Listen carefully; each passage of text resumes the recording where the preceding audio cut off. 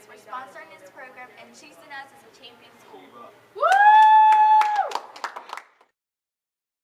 We chose as our theme, Drive Safely. There's been too many deaths lately. The reason we chose this theme is as you can see, New Jersey's roadways are one of the most dangerous places on earth. We campaign for February with seatbelt safety. For this, we made a banner on why you should wear a seatbelt and the proper way to wear one. We also had a special guest speaker from the SJTSA. The two retired police officers demonstrated on how to properly wear a seatbelt and what could happen if you don't wear one. The strongest parts of the human body are bone and muscle tissue. So if you put this seatbelt on, and it covers your chest up here, bone and muscle tissue, and then it covers down here below the waist area. I really can't emphasize this enough. It's got to cover the hips, bone and muscle tissue. And what it's doing, it's taking those thousands of pounds of potential force that your body's going to experience and redistribute it across the strongest parts of your body and slow you down. I don't want to say as the car stops, a little bit different rate of speed, like that, as opposed to like that. That's the whole idea behind how the seat belts work. But they've got to be worn correctly to be effective. Because, how tall are you? You're pretty tall. 6 foot? Okay, you're 6 foot tall. How tall are you? 5'2". So two different sized people. Obviously, you wear different size clothes. Unfortunately, you go look at the red Camaro, and you go look at the red Camaro. You want the extra large belts? You want the extra small? Can you get them like that? No. You want the extra large? Okay, you want to be real comfortable? Unfortunately, they don't come like that. It's one size fits all. So, I got to tell you, being a bigger person, you get in a car, the belt likely is going to fit you correctly. It's got to be worn fairly tight over here also. I mean, not so tight it's strangling you, but with a little bit of free space inside, and nice and long and tight, you say, okay, you're good to go. However, you're a little bit tinier, you get into that car, you put the belt on, bottom part, say, yeah, that might be okay, but the top part, you're like this, right? Or it's up into your neck, and it's a big problem. And you ride around for 2 or 3 weeks, and you start to get marks on your face, and you say, I really need to do something about this. Most people don't realize that their seatbelts adjust. There's a D-ring, the part that holds the door, adjust up and down. Sometimes move the seat forward a little bit, back a little bit, up a little bit, down a little bit. Sometimes it's just one click back on the backrest is enough to make sure this fits you properly. But unfortunately, everybody's got to make sure it fits them the right way. A lot of people will say, I'll do this. I'll just put it in the one arm. Knowing a little bit what we know about crash forces now, the 6,000 pounds of force, what's this going to do to your ribs? It's going to break them, right? And they're going to go right into the internal organs. Then the other thing people will do, they'll take this belt and they'll put it completely behind your back. And if you do that, your body will jackknife in ways you never imagined possible. In other words, your head and legs meeting, because this is the only thing holding you in. And it will actually allow your head to come forward enough where you will impact the steering wheel, and possibly the windshield of the car. So it's got to be worn correctly in order to be effective. And every car is different and every person's different. Sometimes. Finally, we took a quiz that included many local accidents, and we also filled out a pledge to wear a seatbelt 100% of the time. We get the credit. You don't have to put your actual name. You don't actually have to put your address or anything important for your personal.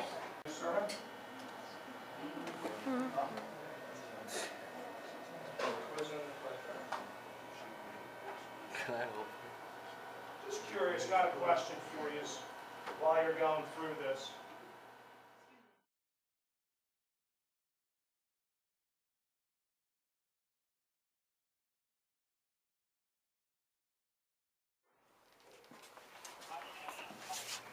Hello. Hi, we're looking for Kaylee Hines. Hi. We're here to let you know you were texting. You drive? Huh? Well, maybe you were in the car with somebody texting? Well, we did. So you gotta come with us. Follow our Grim Reaper here.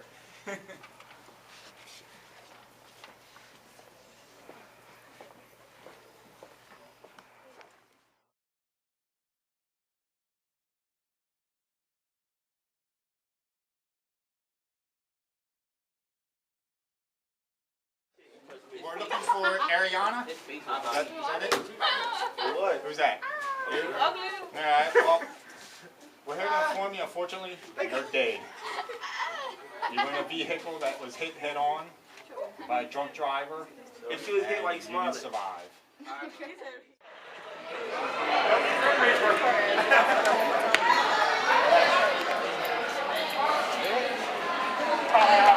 Please get your lunch.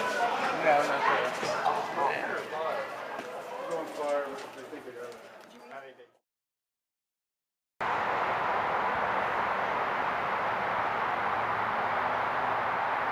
When prom student approaching our team would like to send a message to you. Have a fun and safe prom. No texting and driving. Here at Pennsboro High School, we realize that texting and driving is very dangerous. Today we're doing the extra text program. During our lunches, students will be encouraged to take a pledge not to text and drive. We took the pledge. Pennsboro students get involved in making a movie. This documentary will be shown at schools and around the state and posted on the company's insurance website.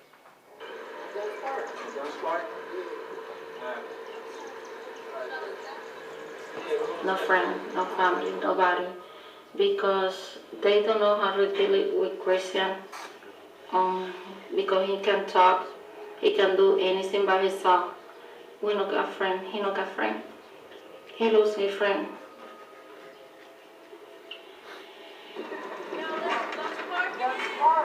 We out here.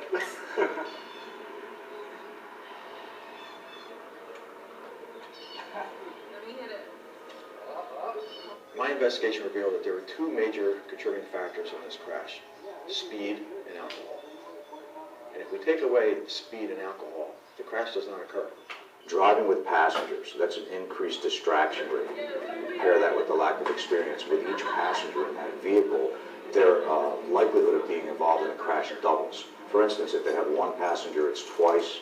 If they have two, it's 4 times as many times likely to have a crash. And if they have a third passenger in the vehicle, they're now 8 times more likely to crash.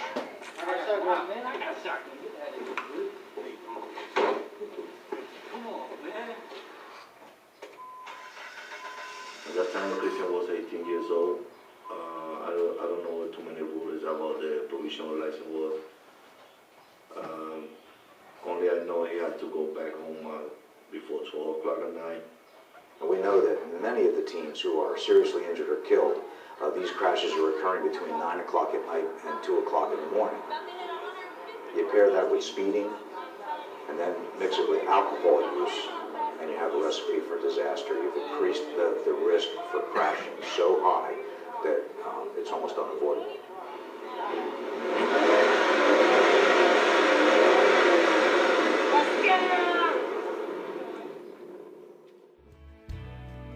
This concludes our 2013-2014 Safe Driving Campaign. We would like to thank the Brain Alliance for sponsoring our activity. Go Pennsboro!